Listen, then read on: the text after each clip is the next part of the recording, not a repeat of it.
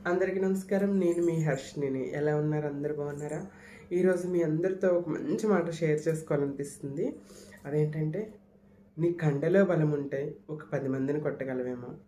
అదే నీ మాటలో, నీ మనసులో మంచితనం ఉంటే వేల మంది గుండెల్లో స్థానాన్ని చిరస్థాయిగా నిలుపుకోగలవు. సచ్ ఎ బ్యూటిఫుల్ వర్డ్స్ కదండి. చాలామంది నాకు ఇంత బలం ఉంది, నేను 10 మందిని కొట్టాను, ఇంతమందిని కొట్టాను గొప్పలు చెప్పుకుంటారు. అది గొప్ప విషయం కాదండి. జిమ్ములకి వెళ్ళి కండలు పెంచడం గొప్ప విషయం కాదండి. మాటలో, మనసులో మంచితనం ఉండాలి. అప్పుడు మనం చిరస్థాయిగా, అంటే ఈ బలం అనేది కండలో ఉండే బలం 10 మందిని కొట్టింది అది శాశ్వతం కాదు. మన వయసుతో పాటు అది కూడా ఉడికిపోతుంది, మన బలం కూడా తగ్గిపోతుంది. అదే మన మనస్సులో, మాటలో మంచితనం ఉంటే చిరస్థాయిగా వేల మంది గుండెల్లో మనం నిలిచిపోతాం.